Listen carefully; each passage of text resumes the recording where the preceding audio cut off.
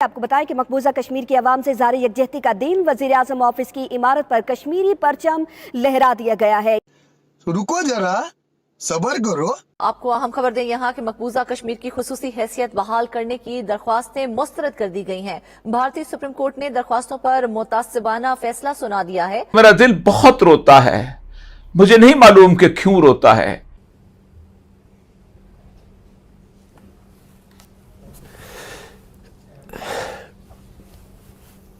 भारत की supreme court ने आज कश्मीर को भारत का अटूट अंग करार दे दिया है और यहां से एक पटाखा भी नहीं मारा जाएगा। अब बालाकोट की तरह सिर्फ अंदर आके बम गिराकर भागने वाली बात नहीं है, अब वो पाकिस्तान के इलाकों पर कब्जा करना चाहते हैं। जवाहरलाल नेहरू की कमिटमेंट थी या माउंट बैटन की कमिटमेंट थी या नेशनल सिक्योरिटी के अंदर जाके उनके कमिटमेंट्स थी, आज इंडियन सुप्रीम कोर्ट ने मोदी के कहने के ऊपर उसको बुलडोज करने की कोशिश की है। 57 इस्लामी ममालिक हैं कि हमें इस हालत जबर से निजात दिलाते। मैं समझता हूं कि भारतीय सुप्रीम कोर्ट ने बेसिकली नरेंद्र मोदी को मौका दिया है कि वो अगला इलेक्शन जीत लें। पाकिस्तान एक मजबूत मुल्क है, हमारी मजबूत फौज है, हम नहीं चाहते खित्ते में हालात खराब हों। नमस्कार दोस्तों, आप लोग देख रहे हो मेरा यूट्यूब चैनल। और जैसा कि इस वीडियो में आप लोग ने देखा होगा कि पाकिस्तान के रिपोर्टर एक तरफ से रो रहे हैं, उनकी मीडिया, पूरी मीडिया रो रही है, उनके लोग रो रहे हैं। उनके हाथ से जम्मू कश्मीर तो पहले से छीन चुका था। जिस तरह से भारत के सुप्रीम कोर्ट ने फैसला सुनाया है और भारत की गवर्नमेंट का पूरा सपोर्ट किया है। उन्होंने बोला कि सुप्रीम कोर्ट की धारा 370 एक टेम्परेरी प्रावधान था हमारे संविधान में, जिसको गवर्नमेंट ने हटा के कुछ गलत नहीं किया और ये अच्छा किया। अब जो जम्मू और कश्मीर है वो हमारे देश का एक अभिन्न अंग है और जैसे बाकी स्टेट हैं वैसे एक जम्मू कश्मीर भी एक स्टेट है। किसी को कोई स्पेशल फैसिलिटी नहीं दी जाएगी। जैसे बाकी सारे स्टेट को फैसिलिटी दी जाती है वैसे जम्मू कश्मीर को भी सेम फैसिलिटी दी जाएगी। इस पर कांग्रेस, पाकिस्तान और जम्मू कश्मीर के कुछ नेता जो है अपनी राग अलाप रहे हैं, बट पाकिस्तान बहुत ज़्यादा रो रहा है। पाकिस्तान को लग रहा है कि अब जो अगला स्टेज है वो भारत से जो POK है वो जा सकता है, छीन सकता है। और कुछ लोगों को ऐसा लग रहा है कि मोदी का जो अगला टर्म आने वाला है शायद उसमें POK भी भारत के अंदर शामिल हो जाएगा। आप लोग जरा सुने और मैं आपको इस वीडियो के एंड में मिलता हूँ। तकरीबन 1 साल से सियाचिन से लेकर बहिरा अरब तक उसने खौफनाक हद तक जंगी तैयारियां की हैं। दुनिया के तकरीबन तमाम बड़े बड़े ममालिक के साथ जंगी मशक़ें की। कम से कम $100 अरब का असलहा खरीदा। S-400 सिस्टम से लेकर राफेल एयरक्राफ्ट और पूरी दुनिया से टेक्नोलॉजी खरीद कर, और उसमें इसको इसराइल और अमेरिकन की और यूरोपियन यूनियन की पूरी मदद हासिल थी और रूस से भी वो असला खरीद रहा था। और अब तकरीबन वो वक्त मुकम्मल हो गया है कि जब उसकी जंगी तैयारियां इस मकाम पर पहुंच चुकी हैं कि अब वो इन्वेजन के लिए तैयार है। उसके साथ साथ जो रीजन में जियोपॉलिटिकल डेवलपमेंट्स हैं वो भी कुछ इस तरह हो रही हैं कि भारत के लिए अब वो वक्त आन पहुंचा है कि जब वो पाकिस्तान में दाखिल होगा। अगले साल भारत में इलेक्शंस हैं, मगर अब जो इलेक्शन 2024 में आ रहा है इसमें नरेंद्र मोदी ने या बीजेपी पार्टी ने दोबारा हुकूमत बनानी है। जब भारत ने 5 अगस्त 2019 को कश्मीर का स्टेटस तब्दील किया था तो पाकिस्तान में इस पर इमरान खान साहब ने जो एहतजाज किया था वो ये था कि जुम्मे के जुम्मे हम इस पर एहतजाज किया करेंगे। तो कश्मीर फरोशी इमरान खान का एक और बड़ा स्याह कारनामा है, जिसकी शायद किसी अदालत में समाअत ना हो सके, जिसकी किसी कोर्ट के अंदर इस पर बहस ना हो सके। इस बात में कोई शक नहीं, कोई अगर और हुकूमत होती और इंडिया का स्टेटस तब्दील होता तो शायद पाकिस्तान और भारत के दरमियान एक और जंग हो सकती थी। अब बालाकोट की तरह सिर्फ अंदर आके बम गिराकर भागने वाली बात नहीं है, अब वो पाकिस्तान के इलाकों पर कब्जा करना चाहते हैं। और जो जंगी तैयारियां ये पिछले साल 1.5 साल से कर रहे हैं ये उससे बड़ी हैं जो रूस ने की यूक्रेन पर हमला करने से पहले।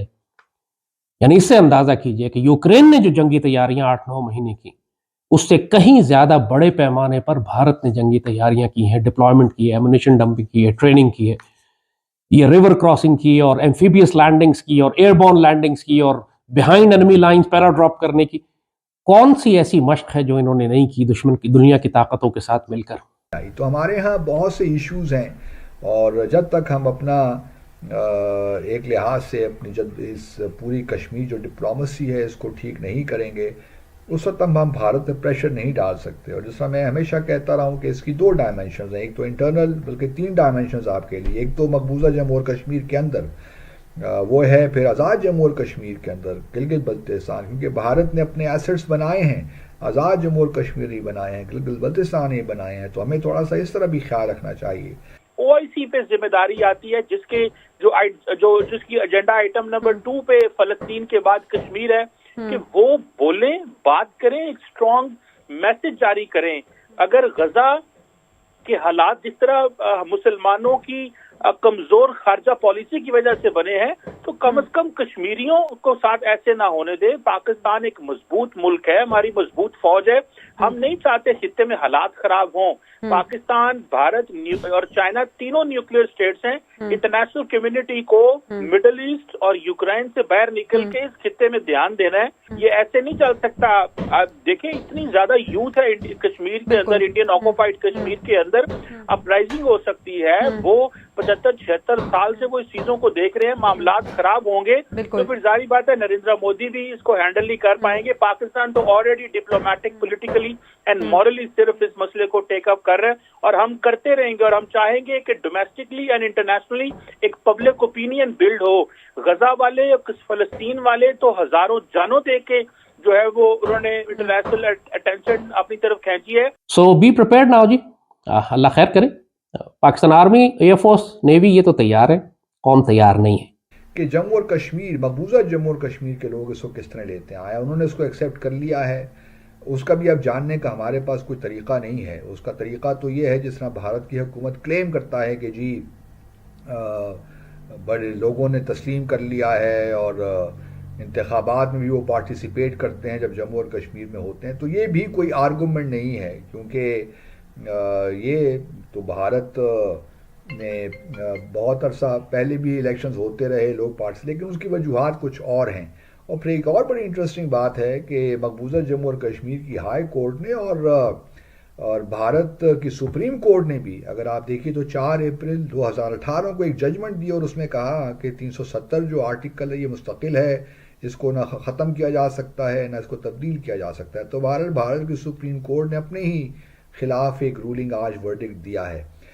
तो अब कश्मीरियों को देखना है कि वो किस तरह अपनी जद्दोजहद को आगे लेकर जाते हैं। जहाँ तक मेरी असेसमेंट है, भारत, जम्मू और कश्मीर के लोग कभी भी ये तस्लीम नहीं करेंगे, क्योंकि उनका जो एक स्पेशल स्टेटस था, ये तनाज़ा है, वो अपनी हक़ खुद इरादियत की जद्दोजहद जारी रखेंगे, किसी को पसंद हो ना हो। फ़लस्तीन में भी इसराइल ने बहुत कुछ किया, लेकिन फ़लस्तीन का तनाज़ा ख़त्म तो नहीं हुआ। भारत को यही समझना चाहिए कि इन हथखंडों से, इन चीज़ों से तनाज़ ज़मीनी जो हक़ाइक़ हैं वो तब्दील नहीं होते, वो मारूज़ी जो हक़ाइक़ हैं वो तब्दील नहीं होते। दोस्तों, जैसा कि आप लोगों ने देखा कि कुछ बुद्धिजीवी पत्रकार जो कि भारत को धमकी दे रहे हैं कि पाकिस्तान एक बहुत बड़ी आर्मी का देश है, तो भाई बहुत बड़ी आर्मी का देश है तो क्या कर रही तुम्हारी आर्मी? क्यों नहीं आर्मी को बोलते कि वो जो करना है वो करे?